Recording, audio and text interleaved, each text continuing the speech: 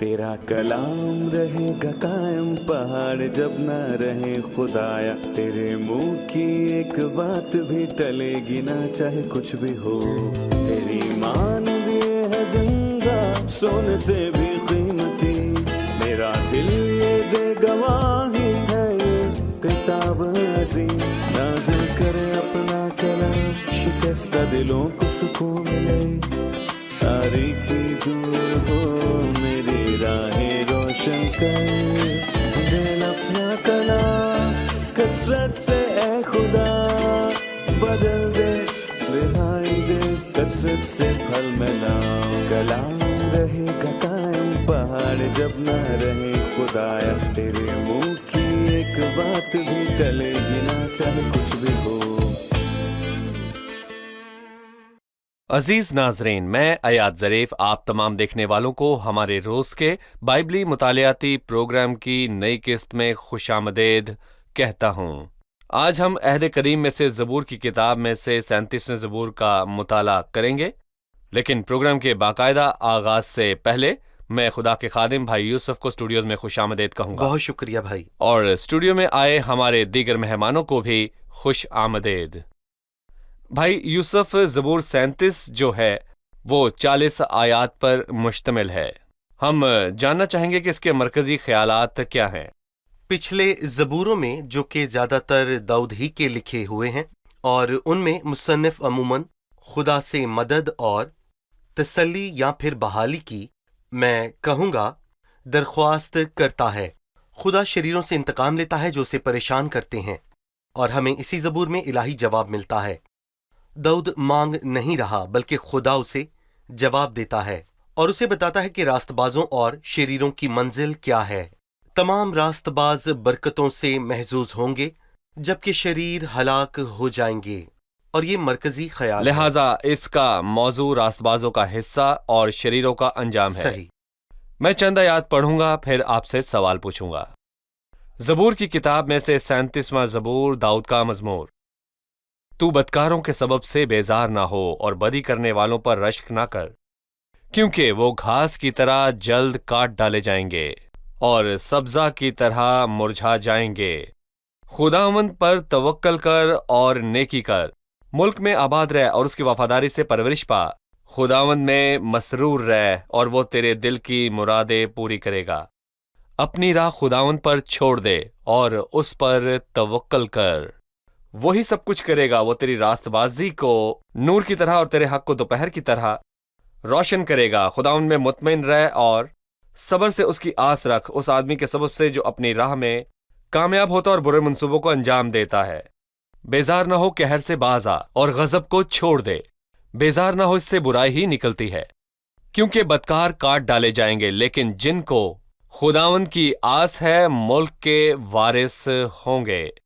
क्योंकि थोड़ी देर में शरीर नाबूद हो जाएंगे, तो उसकी जगह को गौर से देखेगा, पर वो ना होगा, लेकिन हलीम मुल्क के वारिस होंगे और सलामती की फराऊनी से शादमान रहेंगे।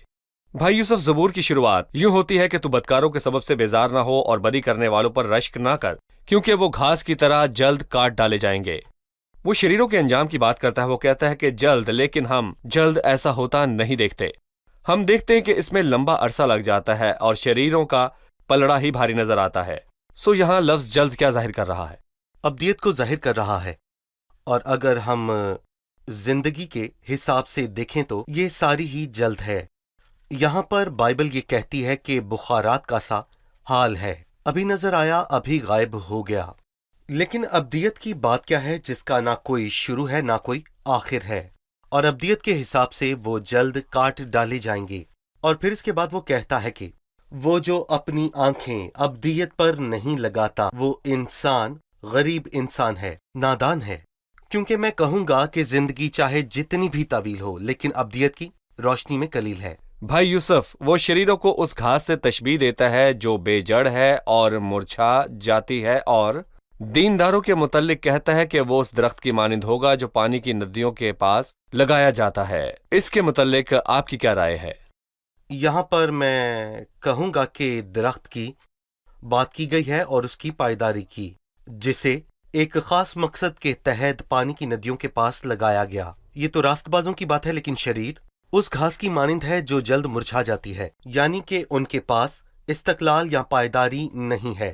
لیکن جہاں تک زمین کی بات ہے، کاٹ ڈالے جانے کا ذکر اس زبور میں 7 مرتبہ ہوا ہے۔ اس زبور میں 7 بارش کا ذکر کیا گیا ہے، سو تمام شریر ہلاک ہوں گے، لیکن مقدس ایماندار دیندار اس کی بادشاہی کے وارث ہوں گے، جس کی بنیادیں ہلائی نہیں جا سکتی، یہاں اور ابدیت میں بھی۔ صحیح، جیسا کہ آپ نے بتایا کہ کاٹ ڈالے جانے کا تذکرہ شریروں کے لیے اور میراث کا تذکرہ راست بازوں کے لیے کیا گیا۔ شریر کاٹ ڈالے جائیں گے جبکہ وارث راست ہوں باز گے۔ وارث ہوں گے۔ دعوت یہ ہے کہ خداون پر توکل کر اور نیکی کر، ملک میں آباد رہ اور اس کی وفاداری سے پرورش پا، خداون میں مسرور رہ اور وہ تیرے دل کی مرادیں پوری کرے گا۔ شاید اس ربائی میں سب سے مشہور بات یہی ہے کہ خداون میں مسرور رہ، تو وہ تیرے دل کی مرادوں کو پوری کرے گا، لیکن ہم غور کر سکتے ہیں کہ یہ زنجیر کی ایک کڑی ہے، اور اس سے پہلے بھی کچھ کڑیاں آتی ہیں، جیسے کہ خداون پر بھروسہ کرنا، نیکی کرنا، ملک میں آباد ہونا، وفاداری سے سیر ہونا۔ خداون میں مسرور ہونے کا کیا مطلب ہے؟ دیکھیں بھائی، میں یہاں پر یہ کہنا چاہوں گا، خدا پر بھروسہ کرنا مقدسین کی پہچان ہے۔ مقدس وہ شخص ہے جو بھلائی کرتا ہے اور وفاداری کو دوست رکھتا ہے۔ مقدس سے مراد خدا کے سب فرزند ہیں، خدا نہ کہ ایمانداروں کا فرزند خاص طبقہ۔ نہیں، دیکھیں یہ بات کہ خدا کے کچھ فرزند تو مقدسین میں سے ہیں جبکہ باقی نہیں ہے، یہ بائبل کی نہیں۔ جو کوئی مسیح پر ایمان رکھتا ہے، مسیح اس کی حکمت، راست بازی، تقدیس اور نجات بن جاتا ہے، سو یہ ایک ایماندار ہے۔ اور یہ دیندار مقدس جو خدا سے ڈرتا ہے، جو خدا سے پیدا ہوا ہے، اس کی کچھ صفات ہیں، جیسے کہ خداون پر بھروسہ رکھنا، بھلائی کرنا اور وفاداری کو دوست رکھتا ہے۔ اور خوبصورت بات یہ ہے کہ وہ خداون میں مسرور رہتا ہے، خداون میں لطف اندوز ہوتا رہتا ہے اور اس کی دل کی مراد پوری کرتا ہے۔ یعنی کہ وہ یہاں پر یہ کہنا چاہتا ہے کہ میں اپنے کاموں میں مسرور نہیں بلکہ خداون سے محظوظ ہونے میں مگن رہتا ہوں، اور خدا ہی وہ مہیا کرے گا جو وہ جانتا ہے کہ میری ضرورت ہے۔ صحیح، ہم ایک وقفے کے بعد مہمانوں کے سوالات کے ساتھ حاضر ہوں گے۔ ناظرین، ملتے ہیں ایک چھوٹے سے وقفے کے بعد، ہمارے ساتھ رہیے۔ عہد قدیم میں خدا ایمانداروں سے دنیاوی اور مادی سرفرازی کا وعدہ کرتا ہے، لیکن اس نے نئے عہد نامے میں ایمانداروں سے یہ وعدہ نہیں کیا۔ ہماری امید آسمانی ہے، نہ کہ زمینی، جو ان پرانے لوگوں سے مختلف ہے۔ اس وقت ایک شخص دیکھتا تھا کہ شریر کی فصل کو پانی دیا جا رہا ہے، وہ بڑھ اور پھل پھول رہی ہے، جبکہ راست باز اس وقت مصیبتوں سے گزر رہا ہے۔ اس لیے داؤد اس نتیجے پر پہنچا، جس میں زبور 37 میں آصف بھی پہنچتا ہے کہ ایک روز شریر سبزے کی مانند کاٹ ڈالا جائے گا۔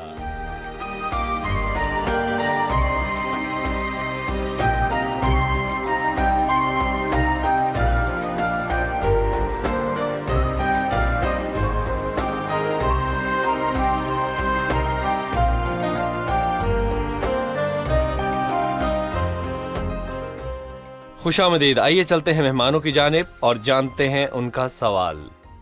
چوتھی آیت میں لکھا ہے، خداون میں مسرور رہتے وہ تیرے دل کی مرادوں کو پورا کرے گا۔ کیا اس سے مراد یہ ہے کہ جو کچھ میں خداون سے مانگوں وہ مجھے دے دے گا؟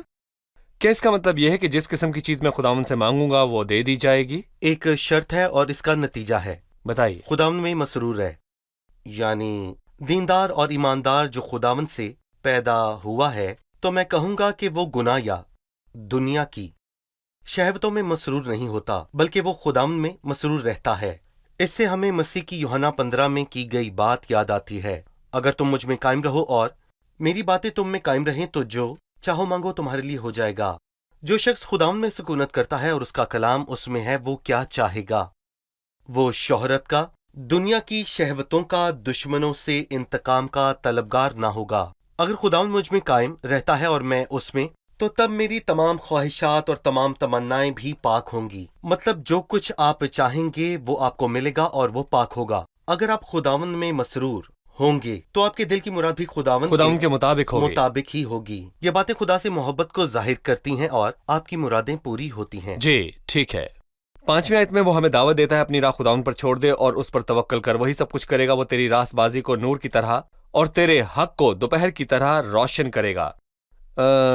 مجھے بتائیے کہ خداون کس طرح میرا دفاع کرتا اور میری راست بازی کو ظاہر کرتا ہے جب میں خاموش رہتا اور بول نہیں سکتا اور خداون پر بھروسہ کرتا ہوں۔ اپنی راہیں خداون پر چھوڑ دے اور اس پر توکل کر، وہی سب کچھ کرے گا۔ وہ تیرے حق کو دوپہر کی طرح روشن کرے گا، اور دینداروں کو اپنے دفاع کی زیادہ فکر نہیں کرنی چاہیے، اور اگر اسے خود کا دفاع کرنے کا موقع ملے تو کوئی بات نہیں، اور اگر اس کے ساتھ ظلم ہو تو اسے خدا پر بھروسہ کرنا ہے۔ اگر تو ملک میں مسکینوں کو اور عدل اور انصاف کو متورک دیکھے تو اس سے حیران نہ ہو، کیونکہ ایک بڑوں سے بڑا ہے جو نگاہ کرتا ہے، اور کوئی ان سب سے بڑا ہے۔ دیکھیں، ایک شخص ہے جس پر ہم خداوند پر اپنی راہیں چھوڑ دینے کا ایک بہت بڑا عکس دیکھتے ہیں، جس سے خداوند اپنی راست بازی کو سامنے لایا، وہ یوسف ہے، جس کے ساتھ ظلم ہوا اور اس نے کسی کو نقصان نہ دیا۔ وہ بہت کچھ کہہ سکتا تھا، لیکن اس کے ایسا کرنے سے فوتیفور کا خاندان برباد ہو جاتا، سو اس نے خاموش رہنے کو ترجیح دی، اور نتیجتاً خدا نے اسے برکت بخشی۔ وہ اپنی راست بازی، روشنی اور انصاف کو دوپہر کی مانند سامنے لے آیا۔ اس کا مطلب یہ ہے کہ کوئی بھی ناواقف نہ رہے، اور جی سب نے اس بات کا اتفاق کیا کہ یوسف بلندی اور سرفرازی کا حقدار ہے، اور اس سلطنت کے دوسرا حکمران ہونے کا، وہ جس نے گناہ کو نہ کہا، اور تمام ملک مصر کے گھٹنے اس کے آگے جھکیں گے۔ جی ٹھیک ہے، اگلی آیات ہیں بھائی یوسف، یعنی 12ویں آیت سے 24ویں آیت تک حکمت کی باتوں اور تماثیل سے متعلق ہیں، جیسے امثال کی کتاب کی باتیں ہیں۔ آئیے 16ویں آیت کو دیکھتے ہیں۔ صادق کا تھوڑا سا مال بہت سے شریروں کی دولت سے بہتر ہے، کیونکہ شریروں کے بازو توڑے جائیں گے، لیکن خدا ان صادقوں کو سنبھالتا ہے۔ آپ کو اس میں کیا نظر آتا ہے؟ دیکھیں، امثال جیسا کہ آپ نے کہا کہ واقعی تھوڑا سا مال جو کہ صادقوں کے پاس ہے، یعنی ہو سکتا ہے کہ آپ کے پاس تھوڑا ہو، لیکن وہ بہت سے شریروں کی دولت سے بہت بہتر ہے، کیونکہ خداوند ہی کی برکت دولت بخشتی ہے، اور وہ اس کے ساتھ دکھ نہیں ملاتا۔ اس لیے وہ آگے کہتا ہے، وہ بڑے واضح الفاظ میں کہتا ہے، کیونکہ شریروں کے بازو توڑے جائیں گے۔ وہ اپنے بازوؤں پر بھروسہ کرتے ہیں، لیکن خداوند صادقوں کو سنبھالتا ہے، اور میں اپنے زور یا اپنی حکمت پر بھروسہ نہیں کر سکتا۔ اور یرمیہ میں لکھا ہے، نہ صاحب حکمت اپنی حکمت پر، نہ قوی اپنی قوت پر، اور نہ مالدار اپنے مال پر فخر کرے، بلکہ کچھ اور ہے جس پر ہم بھروسہ کرتے ہیں، یعنی اس پر کہ خداوند صادقوں کو سنبھالتا ہے۔ میں 18ویں آیت سے آگے کچھ آیات کو پڑھنا چاہوں گا۔ کامل لوگوں کے ایام کو خداوند جانتا ہے، ان کی میراث ہمیشہ کے لیے ہوگی۔ وہ آفت کے وقت شرمندہ نہ ہوں گے، اور کال کے دنوں میں آسودہ رہیں گے۔ لیکن شریر ہلاک ہوں گے، خداوند کے دشمن چراگاہوں کی سرسبزی کی مانند ہوں گے، وہ فنا ہو جائیں گے۔ وہ دھوئیں کی طرح جاتے رہیں گے۔ شریر قرض لیتا ہے اور ادا نہیں کرتا، لیکن صادق رحم کرتا اور دیتا ہے، کیونکہ جن کو وہ برکت دیتا ہے وہ زمین کے وارث ہوں گے، اور جن پر وہ لعنت کرتا ہے وہ کاٹ ڈالے جائیں گے۔ ان آیات میں ہم کیا دیکھتے ہیں؟ دشمن شریر میدان کی گھاس اور سبزے کی مانند ہیں۔ ایک اور جگہ لکھا ہے، بروں کی چربی کی مانند، اور جب اس چربی کو آگ پر رکھا جاتا ہے تو وہ جلد ہی پگھل کر غائب ہو جاتی ہے، اور شریروں کے ایام سبزے کی مانند بہت ہی جلد اڑ جاتے ہیں، یا ہم یہ بھی کہہ سکتے ہیں بروں کی چربی کی مانند۔ وہ فنا ہو جائیں گے، دھوئیں کی طرح جاتے رہیں گے۔ شریر قرض لیتا ہے، ادا نہیں کرتا، لیکن صادق رحم کرتا ہے اور دیتا ہے، یعنی کہ شریر لیتا ہے اور ادا نہیں کر پاتا اور قرض میں رہتا وہ ہے۔ ادا نہیں کر سکتا، اس لیے وہ قرض طرح دبا رہتا ہے۔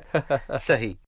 میں کہوں گا اس کے برعکس، ہو سکتا ہے کہ ایک صادق امیر نہ ہو، لیکن اس کے پاس دینے کے لیے بہت کچھ ہو، اور میں کہوں گا میں نے اس کا ذاتی تجربہ کیا ہے، اور میں نے بہت سے لوگوں کو دیکھا ہے جن کی آمدن بہت ہی کم ہوتی ہے۔ وہ دیندار ہیں اور اوروں کو قرض دیتے ہیں، اور جو ان سے امیر ہو سکتے ہیں، لیکن ان کی زندگی بے چین ہے۔ سو دیندار صادق وہ ہیں جو ان امیروں کو دیتے ہیں جو خدا کے خوف سے دور زندگی گزار رہے ہیں۔ بھائی یوسف، ہم اس وقت شریروں کے انجام کا، جو کہ ہلاکت ہے، جس سے مراد غائب ہو جانا یا کھو جانا نہیں، موازنہ صادقوں سے کر رہے ہیں، جن کے متعلق وہ یہی کہتا ہے کہ وہ وارث ہوں گے۔ ہم نے میراث کے متعلق بات کی، وہ کہتا ہے وہ زمین کے وارث ہوں گے۔ بھائی یوسف، ہم نے عہد نامے کی روشنی میں اس میراث کی بات کو کس طور پر سمجھ سکتے ہیں، یہ ہمیں بتائیے۔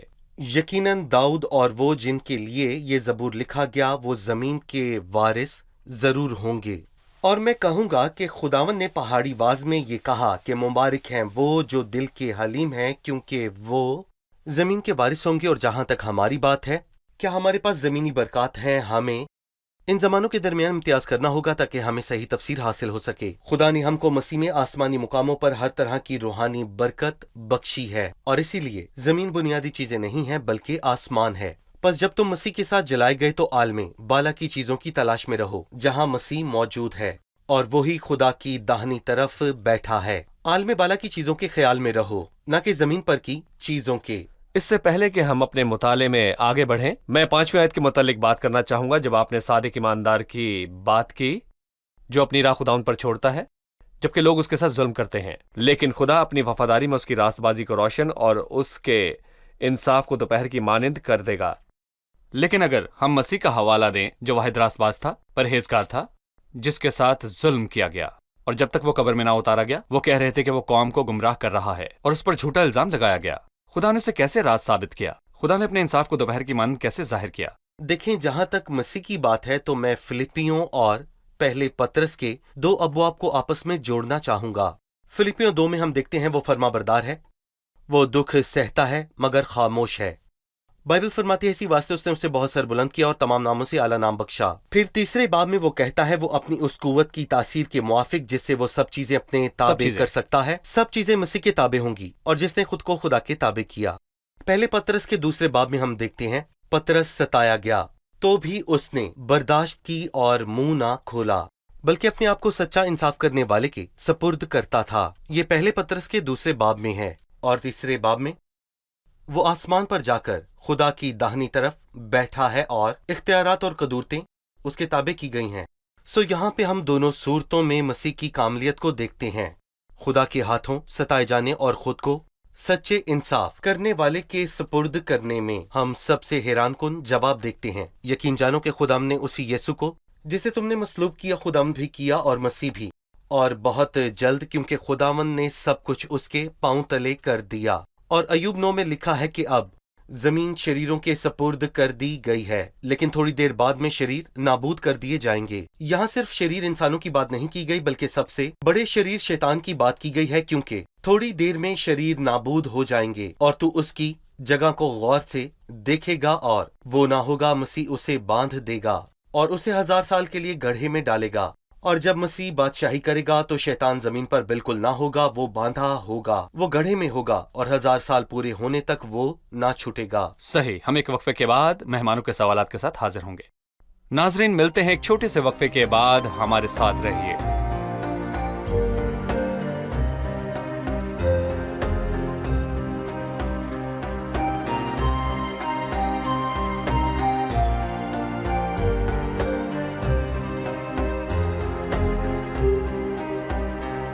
خوش آمدید، آئیے چلتے ہیں مہمانوں کی جانب اور جانتے ہیں ان کا سوال۔ یہ زبور ہمیں سکھاتا ہے کہ شریروں کی راہوں کو یا ان کی کامیابی اور دولت کو دیکھ کر پریشان نہ ہوں، بلکہ حقیقت میں ہم دیکھتے ہیں کہ بدکار شخص اپنے کام میں جسے وہ کرتا ہے کامیاب ہوتا ہے، اور بہت سارے لوگ غیر قانونی طریقوں سے امیر ہو جاتے ہیں۔ ناممکن ہے کہ یہ سب کچھ دیکھ کر ہم پریشان نہ ہوں، اور خاص کر کے جب ہم ان کی کامیابی اور دولت کو دیکھتے ہیں جو انہیں ملتی جاتی ہے۔ صحیح بھائی، یہ سوال واضح ہے۔ میں کہوں گا جی۔ کہ بائبل اسی لیے کہتی ہے کہ بدی کرنے والے پر رشک نہ کر۔ اگر یہ بات سمجھنے میں آسان ہے تو پھر اور کچھ کہنے کی ضرورت نہیں۔ جی، شریروں کی کامیابی کے نتیجے میں ہمیں 2 باتیں نہیں کرنی، جس سے یہ زبور ہمیں خبردار کرتا ہے۔ لکھا ہے ہمیں بدی کرنے والوں پر رشک نہیں کرنا اور قہر سے بازا اور غضب کو چھوڑ دے۔ یہ 8ویں آیت ہے۔ کبھی کبھی ہم قہر آلودہ ہو جاتے ہیں جب ہم دینداروں کو دکھ اٹھاتا دیکھتے ہیں، لیکن 35ویں آیت میں لکھا ہے، اور جب ہم پڑھتے ہیں تو ہمیں جواب ملتا ہے۔ اس میں ہمیں آج کے دور کا جواب ملتا ہے، جب ہم دیکھتے ہیں کہ کچھ بڑے لوگ جی۔ تھے جو بعد ازاں کھو گئے۔ 35ویں آیت، میں نے شریر کو بڑے اقتدار میں اور ایسے پھلتے دیکھا ہے جیسے کوئی ہرا درخت اپنی اصل زمین میں پھیلتا ہے، لیکن جب کوئی ادھر سے گزرا اور دیکھا تو وہ تھا ہی نہیں، بلکہ میں نے اس کو ڈھونڈا تو وہ پر تھا ہی وہ نہیں۔ نہ ملا۔ کامل آدمی پر نگاہ کر اور راست دیکھا۔ باز کو دیکھ، کیونکہ صلح دوست آدمی کے لیے اجر ہے۔ اور میں کہوں گا کہ یوسف کا قصہ بہت ہی واضح ہے۔ خدا نے یوسف کو عزت بخشی، لیکن ہمیں انتظار کرنا ہوگا، اس لیے وہ ہم سے کہتا ہے جلد بازی نہ کریں، کیونکہ شریروں کا پھلنا پھولنا चंद रोज का है, और हमने अपनी जिंदगी में ऐसे लोगों को देखा है जो बड़े रुतबे पर थे, लेकिन जेल उनका ठिकाना बनी। उनकी दौलत करोड़ों में थी, जिसका उन्हें कोई फायदा नहीं हुआ जब उन्हें उनके शर्मनाक गुनाहों के लिए जेल में डाल दिया गया। लेकिन दाना वो है जो बाबरकत मुस्तकबिल का तालिब है, वो मर्दे सलामती है। और फिर ज़बूर 73 भी वही कहता है जो कि ज़बूर 37 में वाज़े तौर पर लिखा है। और मैं कहूंगा कि आसिफ कहता है, जब तक कि मैंने खुदा के मकदस में जाकर उनके अंजाम को ना देखा और उसने अपनी मौजूदा हालत पर शुक्र किया। मामला जो है आखिरत और मुस्तकबिल का है। सही। मौजूदा हालात जो हैं उनके हक में हो सकते हैं, लेकिन अंजाम यही है कि वो जल्द घास की मानिंद मुरझा जाएंगे। सही। मैं चाहूंगा कि भाई यूसुफ नाजरीन को 23वीं आयत से 25वीं आयत तक हौसला बख्श बातें बताई जाएं। इंसान की रविशें खुदावंद की तरफ से कायम है और वो उसकी राह से खुश है। अगर वो गिर भी जाए तो पड़ा ना रहेगा, क्योंकि खुदावंद उसे अपने हाथ से संभालता है। मैं जवान था, अब बूढ़ा हूं, तो भी मैंने सादिक को बेकस और उसकी औलाद को टुकड़े मांगते नहीं देखा। भाई यूसुफ, मुझे इसका मतलब बताइए। कायम रविश से बेहतर कुछ नहीं। ज़बूर 40 में हमने देखा कि उसने मेरी रविश कायम की, और यहाँ वो कहता है इंसान की रविशें खुदाम की तरफ से कायम हैं।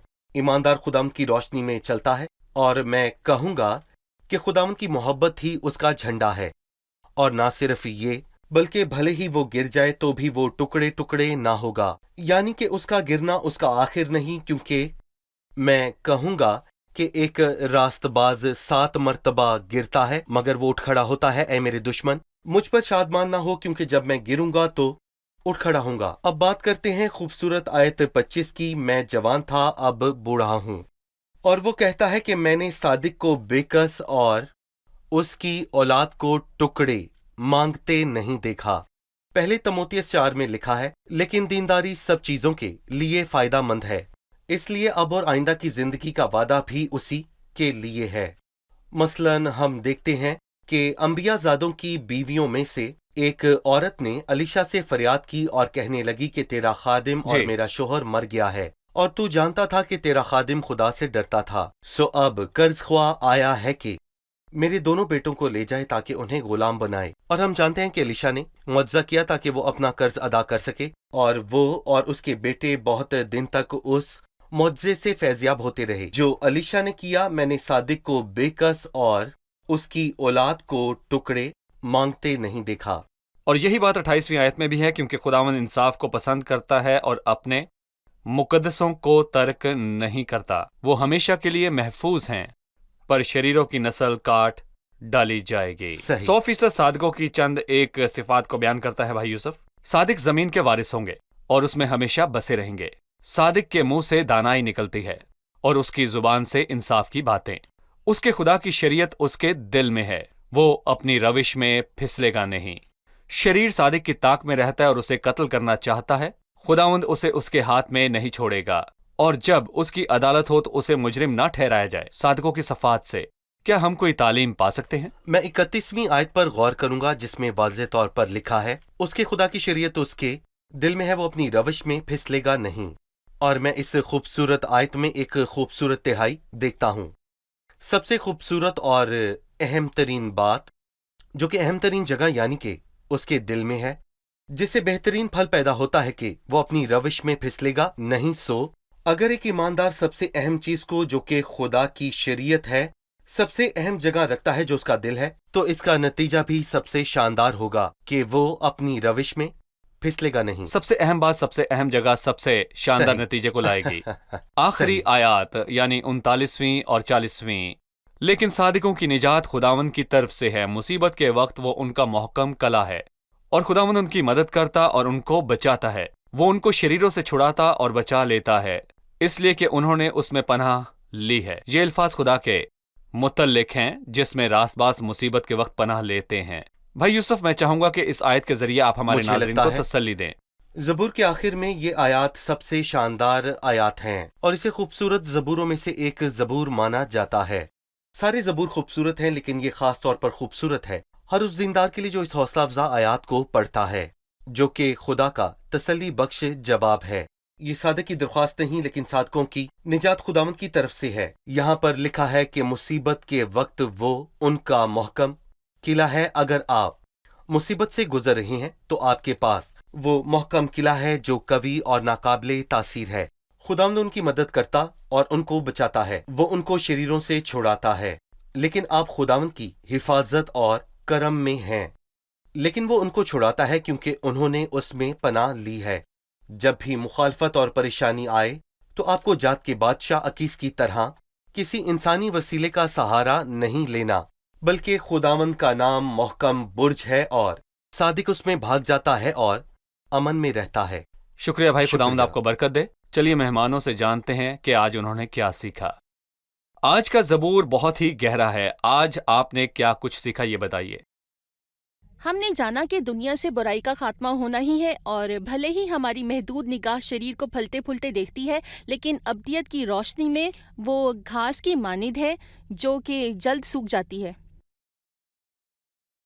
مجھے اس بات سے بڑی تسلی ملی کہ خداوند اسے اپنے ہاتھ سے سنبھالتا ہے. وہ ہماری جوانی سے لے کر بڑھاپے تک زندگی کے سب ایام میں سنبھالے رہتا ہے اور کبھی نہیں چھوڑتا. صحیح.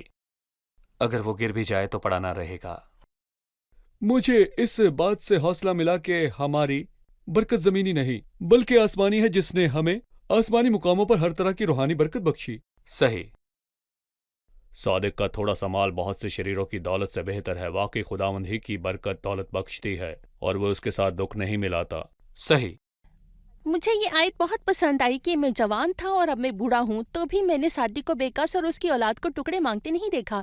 بہترین بات یہ ہے کہ ہم ساری زندگی یہی جانیں کہ چاہے کچھ بھی ہو جائے، کوئی مشکل گزر جائے، یقیناً خدا اسے کبھی تنہا نہ چھوڑے گا. صحیح.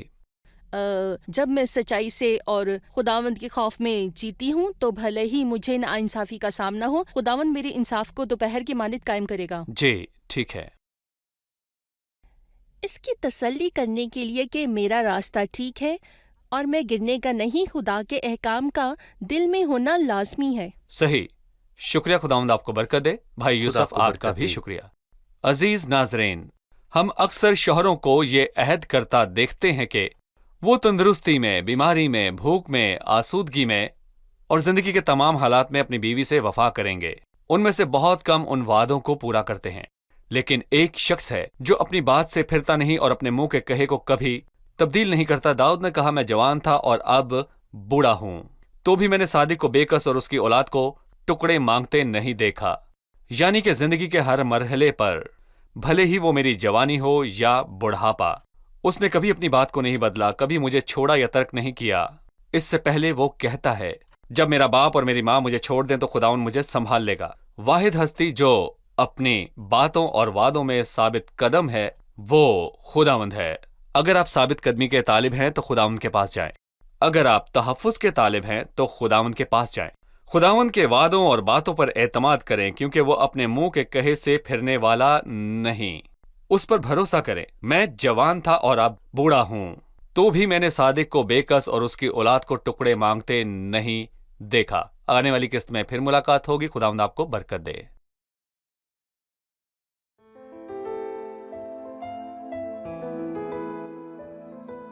تیرا کلام رہے گا قائم، پہاڑ جب نہ رہے خدایا. تیرے منہ کی ایک بات بھی ٹلے گی نہ، چاہے کچھ بھی ہو. تیری مانند یہ ہے زندہ، سونے سے بھی قیمتی. میرا دل یہ دے گواہی ہے، یہ کتاب عظیم. نازل کرے اپنا کلام، شکستہ دلوں کو سکون ملے. تاریکی دور ہو میری راہیں روشن کر. دل اپنا کلام کثرت سے اے خدا بدل دے، رہائی دے کثرت سے پھل میں لاؤ. کلام رہے گا قائم، پہاڑ جب نہ رہے خدایا. تیرے منہ کی ایک بات بھی ٹلے گی نہ، چاہے